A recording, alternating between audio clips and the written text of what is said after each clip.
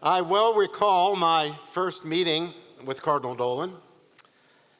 He had invited me to Milwaukee, where he was Archbishop, to give the Pallium address.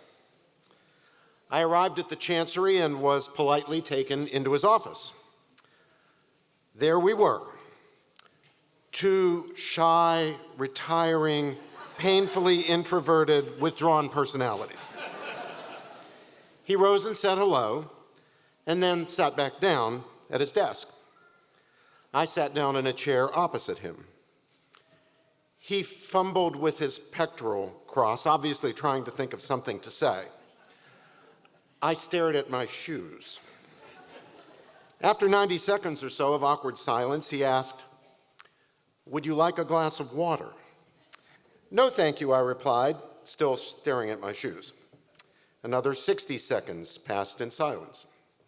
Finally, I exclaimed, "How about them Braves?" "What Braves?" he replied. The Milwaukee Braves, Your Excellency, the baseball team." "Oh," he said, "they left years ago. Moved to Atlanta before I was exiled here. Came here from St. Louis." "Oh," I said. There followed another spell of awkward silence. "So Milwaukee doesn't have a baseball team anymore?" I finally worked up the courage to ask. "The Brewers," he said. "The what?" "The Brewers," he repeated. "Our team is the Milwaukee Brewers." "Oh," I said, "the Brewers. Wow. I bet that strikes fear in the hearts of opposing teams." "What's the mascot? Some fat little German elf wearing an alpine hat and holding a foam-capped beer stein in his hand?" "You got something against fat elves?" he fired back. Well, it was something of an inauspicious beginning, but from there we formed a deep friendship, and working together, we were able to overcome the shyness and social awkwardness we had in common. Soon, the no longer withdrawn and retiring Tim Dolan became the outgoing, gregarious, winning personality we all know and love. The Pope noticed, made him a cardinal, and sent him here to the Big Apple. Where we love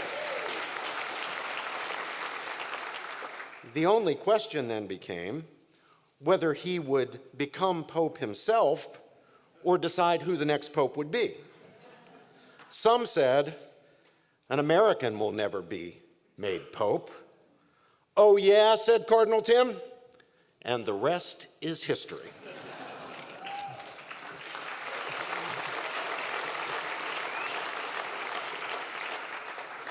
Well, all of that, most of that, is just a little fantasy.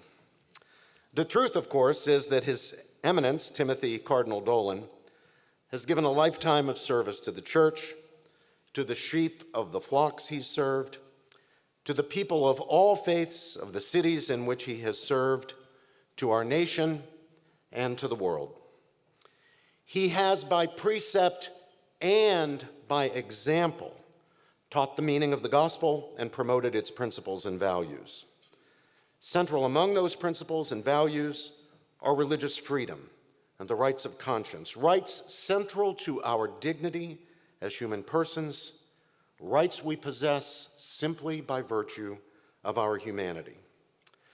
Cardinal Dolan has, in word and deed, stood for these rights for us here at home in the good old USA and for people abroad, wherever people are persecuted. And he has stood up and spoken out not only for the rights of his fellow Catholics, but for the rights of men and women of all traditions of faith and shades of belief. And there has been no voice stronger against the grotesque evil, the vile curse of anti-Semitism than Timothy Cardinal Dolan.